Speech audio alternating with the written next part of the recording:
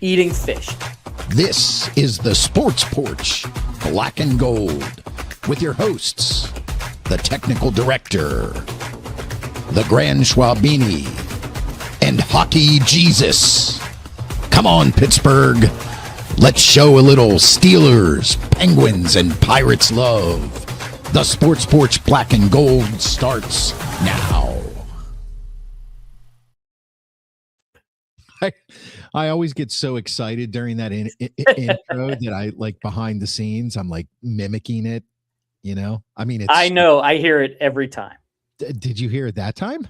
I can hear it in my head. Yeah. Yeah. Oh, okay. But you can hear it when you're in the studio here in Monroeville.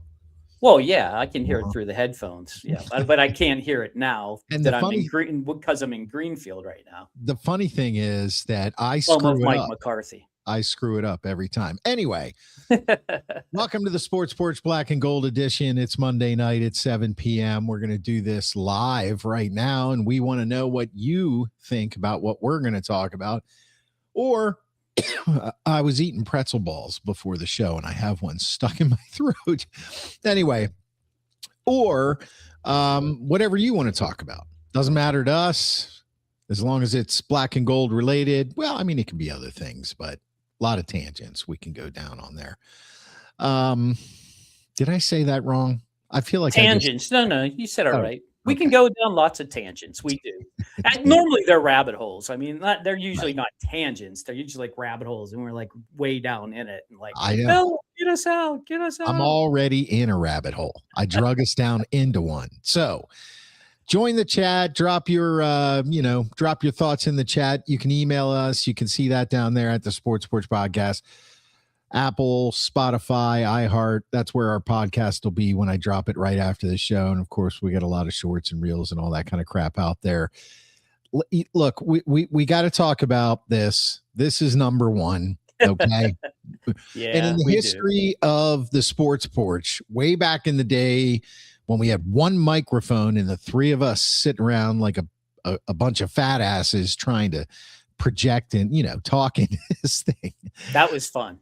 The good old days. We avoided talking about the Pirates. And now it's been so long that they've been bad.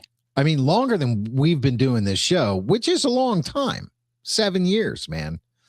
7 years. Where's the loyalty, people? Hit that subscribe button. Do it for us. Anyway, we got some loyalties in the house. We do. OC's here. Mike Lawrence is here. They're old timers. Oh, you know what? I forgot. Before I go any further, I got to make sure I show the comments on stage so everybody knows. There you go. Everybody knows. Oh boy, Mike, you're just not whistling Dixie there with the calls by the refs. Holy moly. Yeah. The NHL's got a ref problem, that's for sure. Okay, so Bucks opening week. I digress again. I rabbit hole again. Thanks for being here, guys. Bucks opening week, man. Listen, it is summed up by, to me, first three games. We got a game going on right now. Ashcraft, bottom of the second, so still 0-0. Anyway, here was the Cruz thing. Okay, here was the Cruz. You're gonna show it. Oh yeah, right. Yeah, gotta show it. This is the second one. Like, oh, there it is. I mean, honest to God. I thought the first one was actually worse, but that one is the most egregious because it looks the stupidest. I'm going to take this down. This for you guys listening on the podcast. This is where he drops it because it's in the sun. I'm playing it again. I got rid of the sound for copyright issues. But look, no sunglasses. Okay. He wore them in game. In the third game. I don't give a shit. What I'm saying is the play before that, the famous play where he takes a step or two in and that ball just skyrockets right over his head. I said out loud, O'Neil Cruz is not wearing sunglasses. If me, a 50-something dad bod guy on a couch watching baseball knows that when you're out in the field on a sunny day, you need to have sunglasses on, especially when the sun's right in your face. And the excuse after the game was, well, he wasn't really comfortable wearing them. listen, he obviously wasn't comfortable without them because he totally blew that game. And I don't care what anybody has to say about Paul Skeens being shaky. Paul Skeens was being Paul Skeens. He was still throwing a pretty good game.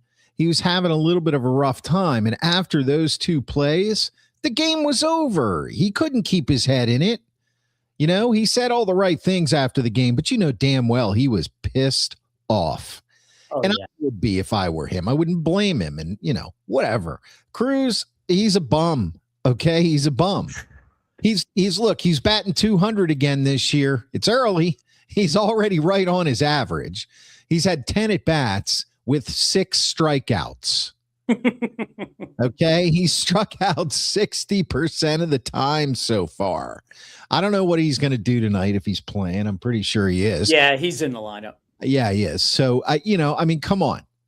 All right. So we list the reasons for O'Neil Cruz not to play. And then we see this.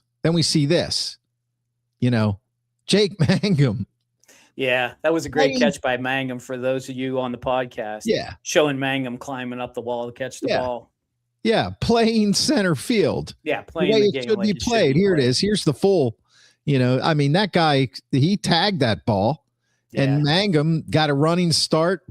Look at Keller. He's like, that's how you catch him. Yeah, that's my center fielder. That's right. Exactly right. So, I mean, you know, what are your thoughts on this, guys? You know, put it in the chat. You know, Mangum or give O'Neil Cruz another shot. I mean, come on. Look, man, it's been five years, let's call it, in the major leagues. I mean, I know he came up, I think, you know, year one, it was like halfway or something. And he can hit the ball a mile. He sure can. You know, lots of guys can hit the ball a mile. His baseball IQ, it's just not there. Oh, no, he has 0.000 baseball IQ. That's his average. And after this many years, I don't know what incentivizes you. I actually think he thinks that, they'll pay me enough money and then I'll care. And that's complete horse manure, you know? Well, I mean, they already did give him a little bit of a contract, right? So it's a small contract, right? And he's kind of a controversial figure. So anybody who you can talk about other than how terrible the owners are at spending money is a good thing for the ownership. So, you know, focus on the center fielder, focus on how bad the center fielder is, and you won't see, you know, the shenanigans going over here with the money. You know, they're very savvy when it comes to running the game. They're very good at bringing up enough players to make the controversy more about what's going on the field than off the field. I do have to hand it to the ownership when it comes to that. I mean, every year we're always talking about an O'Neil Cruz or who's the new phenom coming up, you know?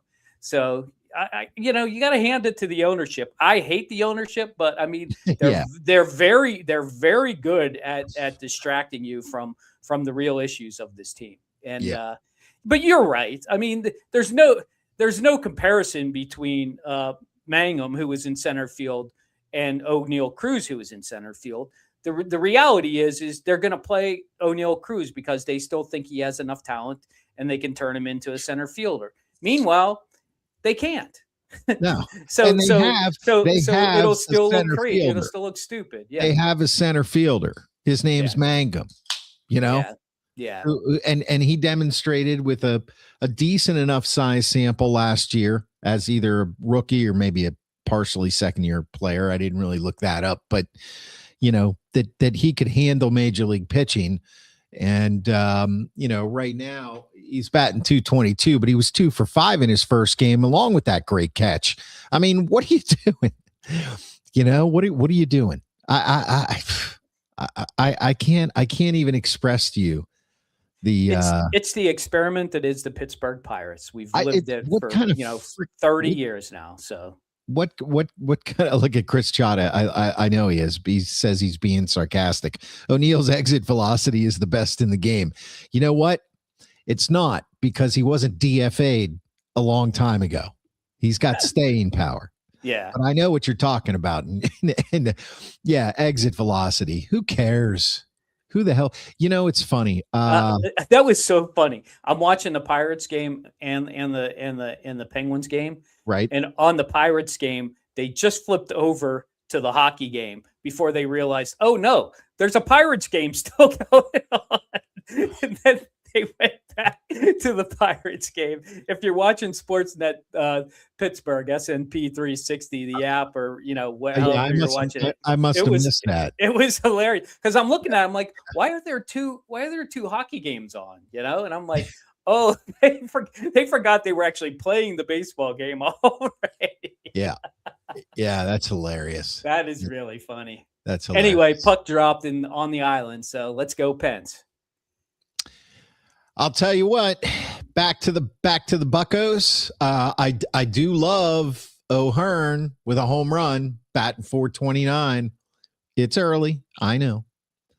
I do love Lau with his 3 home runs. He's batting .417. It's early, I know. Oh. Even Henry Davis has shown signs of, kind of. I'm dodging my camera to look at the stats. I mean, batting .250 early in the year, but he seems to be a little more aggressive at the plate. But he made that. I actually was watching some of the game too. He made a really nice play. Oh no, yeah, that was Henry Davis. He made a really nice play when the bases were loaded and it was extra innings, I believe, or maybe pretty sure it was extra innings, or maybe it was the bottom of the 7th. Anyway. The ball was hit to, I think, the second baseman, and he threw it home because you had to get the force, or otherwise the game would have been over. Right. And he made a really nice job of going up and coming down and just barely beating the runner. If Joey Bart was in there, he would have. He's so much smaller than Henry Davis. That would have been a run for sure. Yeah. So he is showing that he is being able to play the catcher position much better, which they should have put him there all along. No, putting him in right field was an absolute travesty for him. Well, and now he's starting to play the position he knows how to play, and he's playing it pretty well. Yeah, it was a comedy, is what that was. A comedy, Yeah. And that is, and I'm going to continue to say it. I'm just going to continue to say it. With all the hope and buzz around the Pirates this year. And I think the Grant Schwabini actually last week made a very, very good point. When I said I thought Paul Skeens would carry this team on his back, and he said, well, he won Rookie of the Year and then he won Cy Young. Isn't that kind of the definition of carrying a team on your back? Yeah. And he's right. Say that last week. Yep. And he's right. And my concern for Paul Skeens right now is that this weight, it's not that I don't think he can handle it. I mean, obviously he can handle a lot, especially in baseball. But my concern is that from a human's, thank you for agreeing with me so much. Everybody, the hockey Jesus is actually watching the Pens game right now too. I'm listening to you. I'm just waiting for you to form a question, and as opposed to formulate thoughts in your head. Yeah, well, that's what I'm doing. Kind of both. What I'm worried about is that Paul Skeens is going to start to feel the weight of this franchise, as far as they're never really going to be serious. So I am going to be out of here no matter what, because I think up until this point, and if things go much, much better this year, maybe this changes. But I think up until this point, he's been kind of like, look, I'm right here. I'm fighting to win. This is my team. It's a team game. I'm doing everything I can. And he's doing all the right things. But at some point, he's got to realize, especially with some of the decisions they make about certain players, that they're really not in it to win it. They're just in it to get the seats filled. Yeah. Well, again, you made the point earlier, the next Connor Griffin, the next O'Neil Cruz is Connor Griffin. They're really good at doing that. Who's tearing it up, by the way. Right. He is tearing it up. I only 3 games though. So, I know, but it's all we got to sample it on. So we'll use it. Yeah. But you're right. But it's not like tearing it up in 3 games is a lot better than being 0 for 8 with 6 Ks in 3 games. Well, yeah, and the thing that I saw about Connor Griffin's statistics, which I liked, was he was walking a lot. So it's like he'll get on base any way you want, and if he walks, it's almost like a double because he can steal second base pretty easily. He already has 3 stolen bases, so it's like. That's the thing. Like, those are the intangibles you don't get with a guy when he comes up to the major leagues. So maybe he's got a better eye. Maybe he doesn't hit for average very well, but maybe his on base percentage is a little bit better, and he's a runner, so he can get the second. So that just makes the whole team a little bit better. I just don't see the advantage of him being down in double A or triple A ball, wherever the hell he is now. He's at Indianapolis triple A. And it just doesn't make any sense to me. So he'll be back up. I think the Grand Schwabini even said this last week also, which was, they're just playing out the whole, if he stays down there long enough, they get to hold him for another year. And that's all they're doing. They play those games all the time. They really do. They really do. But how low are the Pirates fans' expectations, or organization's expectations, or media's expectations, when what we're saying we're looking for, or what we would accept, is a guy that would bat 250 and hit 28, 30 home runs and steal 25, 30 bases, which is, it's good. It's pretty good.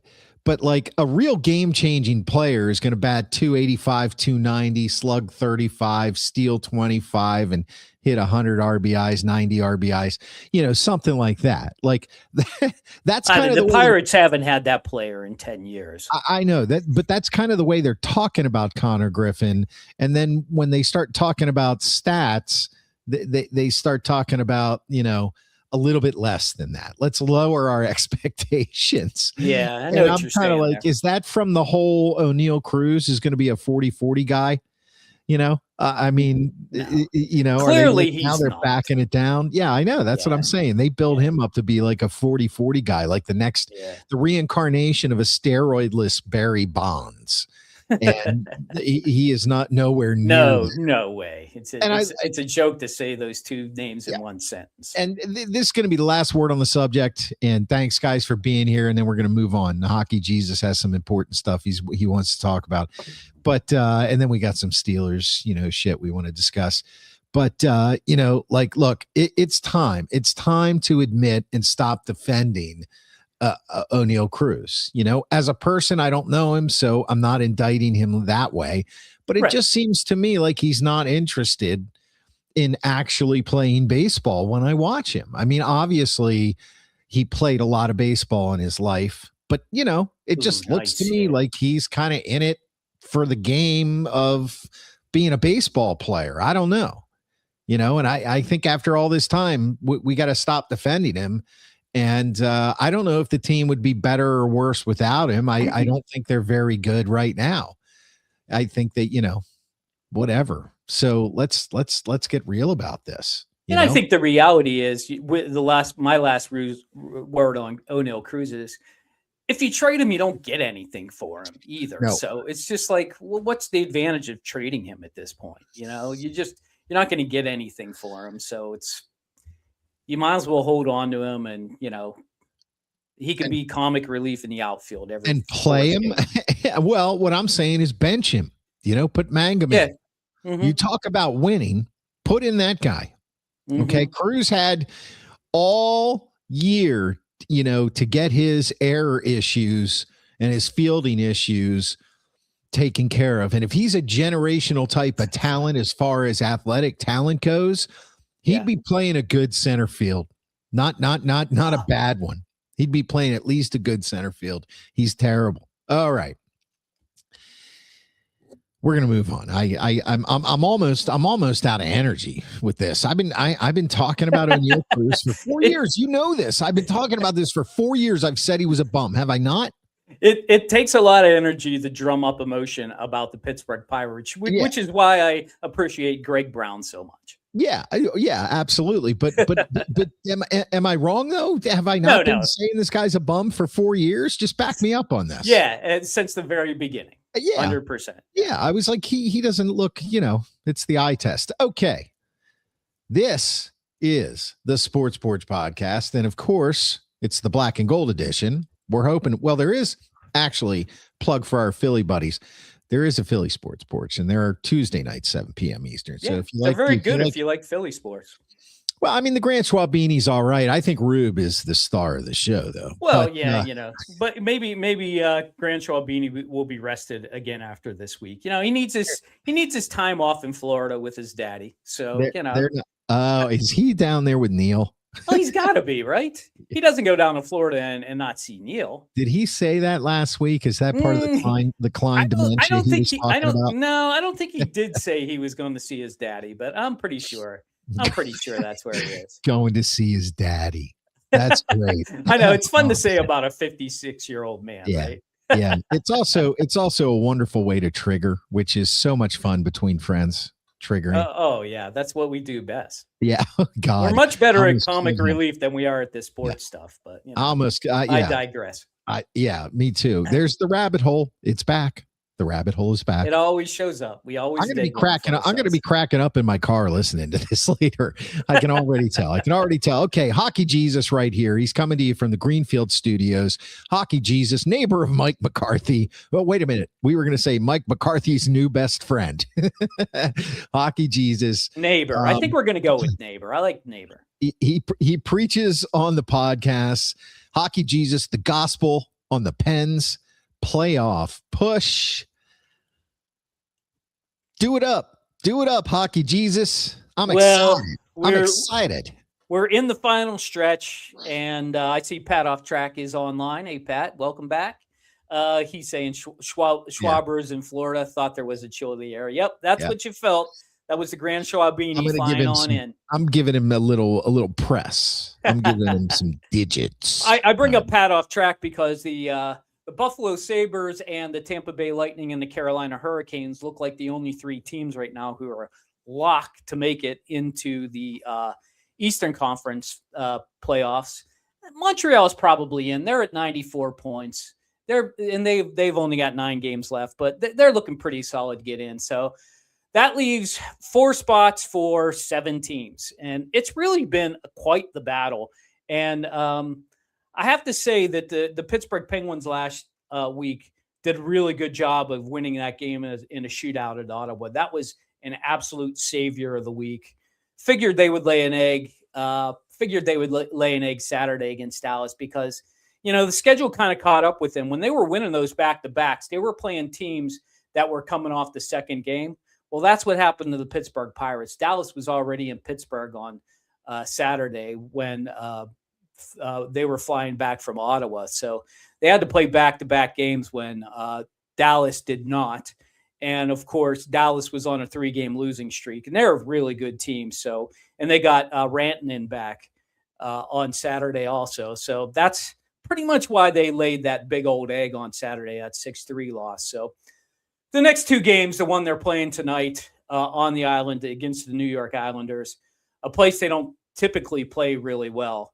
And tomorrow night at Detroit. Detroit's not as critical of a game because right now Detroit's they're at 86 points, so they're 2 games out of a wild card spot.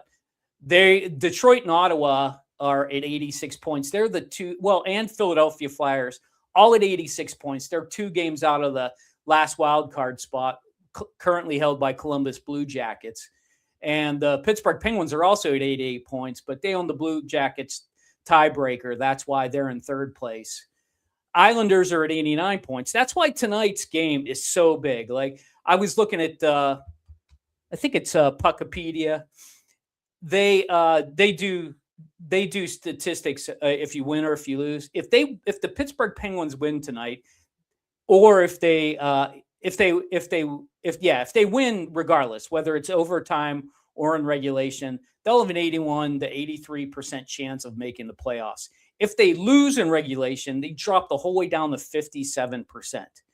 And if they lose in overtime, it's only at 68%, which is interesting because if the Islanders win in overtime, they'll be at like 68%. So that's why I look for this game to go to overtime, because I think both teams are looking to get a point, and I think they'll both be happy to play the game in overtime for the win. That's where I see it happening. It all depends. I mean, she lost in goal tonight, and I forget who's in goal tonight for the Islanders. It's got to be Sorokin. Sorokin's probably got to be in tonight. He's been their number one goalie. Oh my goodness, what can I say? Sid and Gino, so Sid's back tonight, Mike, and Gino's still on the shelf. He got hit with a puck in the hand in the Columbus game, or in the Carolina game. That was now that'll be 3 games ago. This will be the 4th game that happened. So thanks, Max. Sorokin's in goal tonight. And thanks for that crossbar. I didn't see the crossbar. Appreciate that. That's my son in the chats. Give a little love to my son. He's the one who actually made the logo and everything. So Penn's actually looking good out the start. It's 4-3 right now in shots. New York Islanders, the Pittsburgh Penguins, and the goalie just got ran over. So, but as far as what's that? I said excellent color. Thank you. As far as their chances, if they win tonight and if they win tomorrow, they're going to be in the playoffs, 100%. If they win tonight, if they lose tonight and they win tomorrow, they're back to that 50-60% chance of making a playoffs. I keep saying that their last 5 games, they got a much more favorable schedule, because Columbus and Philly and Detroit and Ottawa all kind of are playing each other in the last 5 games. So it's going to be hard for one of those teams. 2 of those teams are just going to drop off, or they're going to take each other down, if you know what I mean, when they play each other like that. We don't have to play anybody after Detroit that's in a playoff spot. So we'll stay in the driver's seat if we get a point tonight. There's no way we can end up out of a wild card spot if we get a point tonight. But tonight, I think, is the biggest game. If you can get a regulation win tonight, that would be an absolute huge win for the Pittsburgh Penguins. Not only because you're probably going to play against the New York Islanders in the first round, but you're beating the Islanders on the island. And they're like, what was I saying before the game? They're like 21-12 or something at home this year, which is an incredible record. So they're playing pretty tough at home, and it's playoff hockey from this point on, people. Like if you're not watching hockey now, you're missing out on a lot of really good back and forth. And this vaunted Pirates lineup is currently being no hit through 4 innings.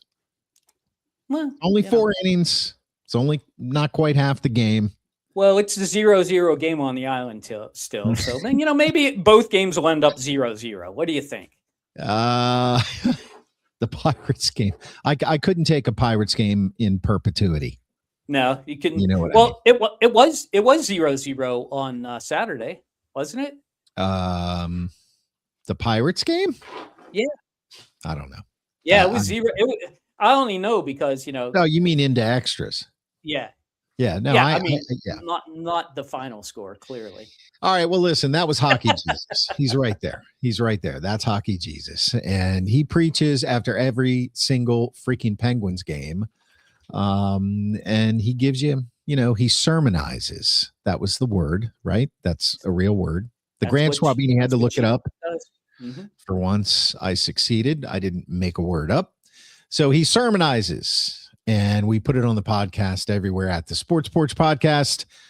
All right. There's a Steelers revolution going on. Really? And I don't know. The Rodgers factor in 2026 draft prep. Thank you, AI, for that banner. I didn't like it, but it's kind of what we ought to talk about. Mike McCarthy, they've made comments about how they want to sign Aaron Rodgers before the draft. I mean, honest to God, is it a coincidence that Groundhog Day was filmed in Pittsburgh?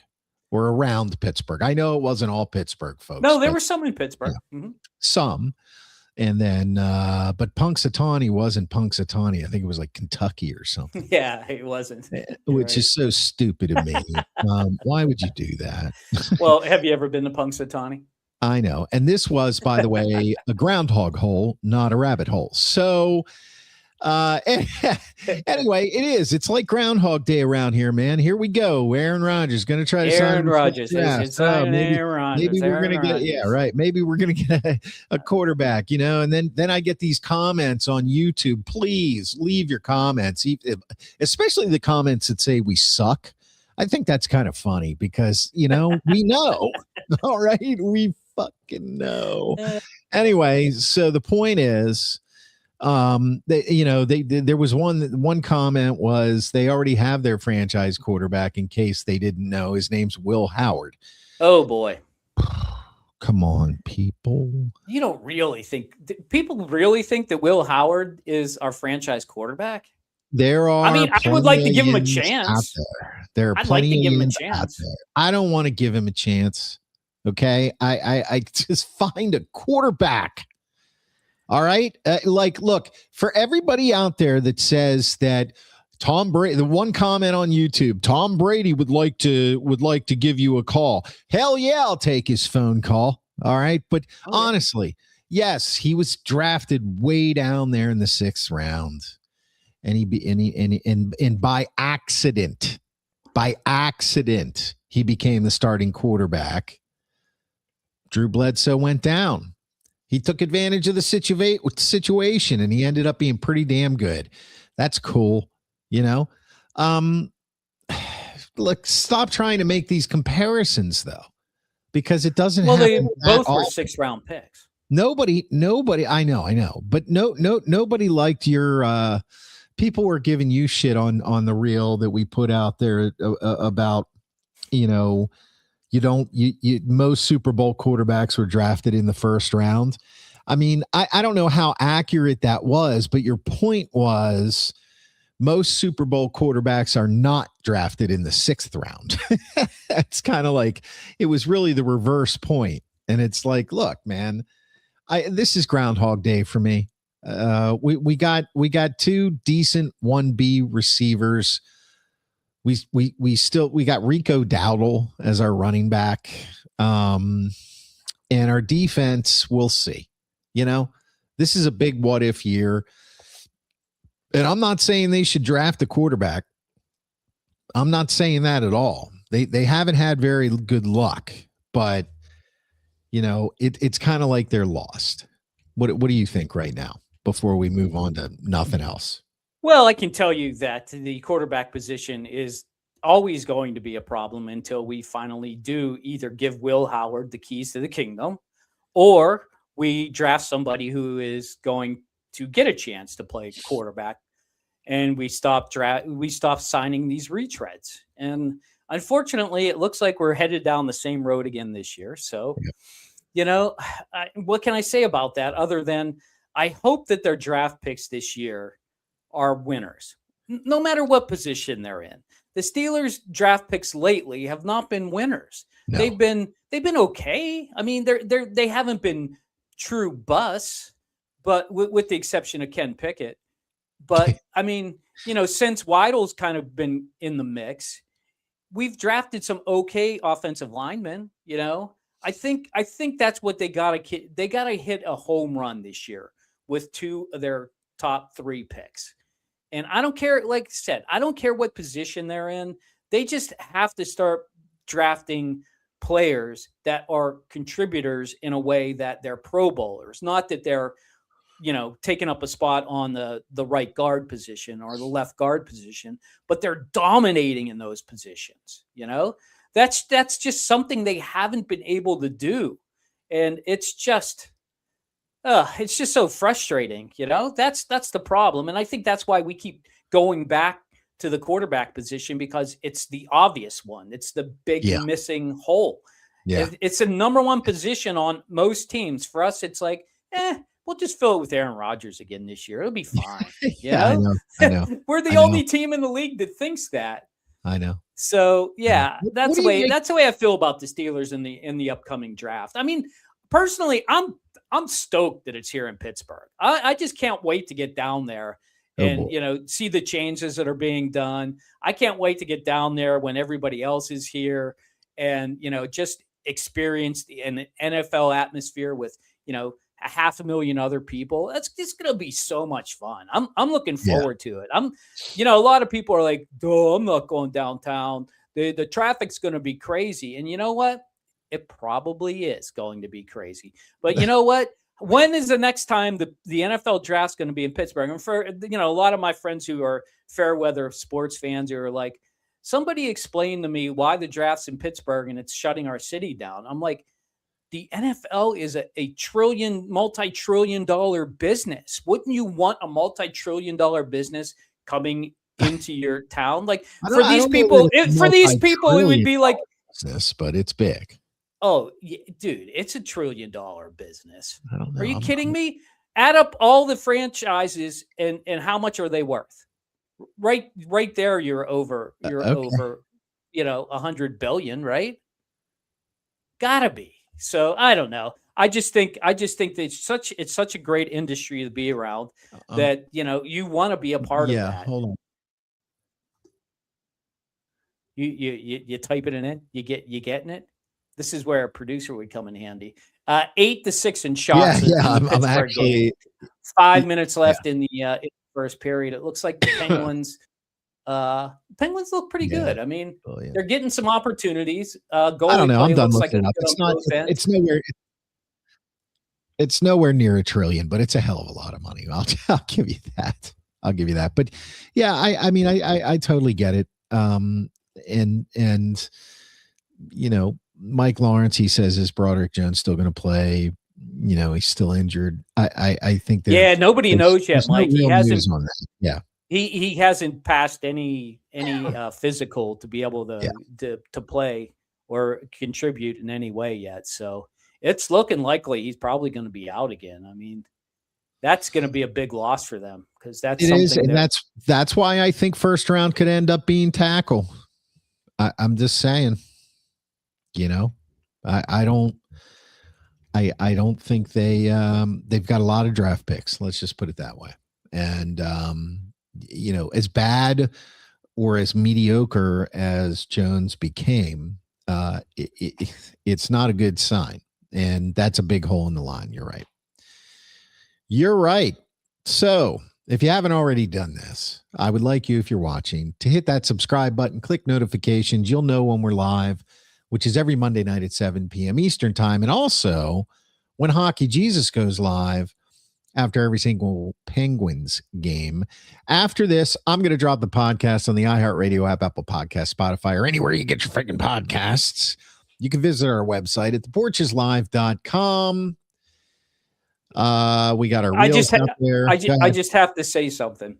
Yeah, please. 32 of the Super Bowls were won by first round quarterbacks. So perfect. For those of you hammering me in the notes, you're right. It's not most, but it's a majority by far. So suck it. Well, how many have there been? 60, right?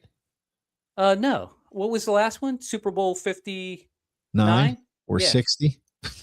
We're not at 60 yet. Is that? Oh yeah, we were. The last one was 60. Yeah. Thank you very much. So 32, over 50% were first round quarterbacks. How many were sixth round quarterbacks? I'm going to go with 1. Yeah. Well, I mean, can you look that up? Let's be serious. Yeah. So these people that are commenting and sending us messages saying we're stupid, realize that we're we're a little bit stupid, but not as stupid as they think, And I put up a poll on YouTube. If you're watching and you haven't seen it yet, start Mangum over Cruz. Only got 2 votes, but 100% Mangum. 11, and I didn't 12, 14, 15, 16, 17, 18, 19, yeah. 20. So 20 were, 20 were third round or worse. Rodgers, Tom Brady clearly with 7 Super Bowls. Let's see. Bart Starr was a 17th round pick. Wow. But that, Roger Staubach was a 10th round pick. Okay. I mean, you got to go back to like Johnny Unitas. Yeah. Does that count? In the modern day, I can tell you it's only been Tom Brady. Joe Montana was a 3rd round pick, so we won't include him. Johnny Unitas, 9th. Right. Mark Rypien, that's not even really modern day anymore, but I guess you can consider it modern 91, day. That's modern day. Brad Johnson, 9th round. So there you go. And Kurt Warner, undrafted. The only undrafted guy. Okay. So that, there's a few. There's a few. Yeah, there's but a not handful. A lot. Less than 10. Less than 10%. Well, around less 10% or less, somewhere in that range. 7 for Brady, though, really, really ups that. Yeah. It was probably Patriots fans in there. Well, there was 7 by Tom Brady alone. Of course. Yeah. Patriots fans. This is for my buddy Josh. Patriots fans, you had it good for a long time. Yeah. Mike Vrabel is back. You sons of bitches might get lucky again. I mean, they're not lucky. I mean, I have to admit their franchise is well run, much better run than the Pittsburgh Steelers. No, I'm not saying the franchise gets lucky. What I'm saying is the fan base gets lucky because they luck into an ownership group that really knows how to run a winner. Lots of fan bases have ownership groups that are decent, but they can't get over the hump. And then ownership groups that are like the Steelers, which is a generational thing. And this guy isn't interested in really winning, Yeah. That's so, a good point. Right. So, you know how it is. You know how it is, kids. So there it is. A little quarterback Super Bowl talk. Yeah. Yeah. So, okay. Join the conversation, subscribe, do all that good stuff, click notifications. I did not see what we're watching here for you, my friend. That's because I'm watching something that I have not finished. That's what I figured. Okay. So what we're going to do here. Mike Lawrence says maybe Tiger Woods will become an Uber or Lyft driver. I don't think he's going to be behind a wheel of a car anytime soon, Mike. Look, $1 billion gets you a lot, Horowitz with a single. Oh yeah, I just saw that. Thank you, Chris Chata. I will not be finishing this game tonight. I'm sorry, folks. I'll check the box score in the morning and see if there are any ridiculous highlights. I will assume anything that I don't need to watch is just a normal baseball occurrence. So what we're watching, okay, what is that? Well, you give us your time. We give you back some of yours. We watch stuff. There's a lot of streaming services. We decide what's good, what's bad, what's ugly, what may be okay. But, it's how we give back to you. And tonight we only have one. It's mine. And I have to get this in. I absolutely do, because Severance is what I finished. Severance season 2. I love this series.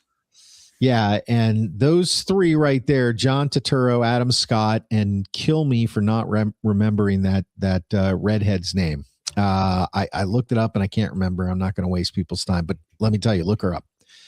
Fantastic performances.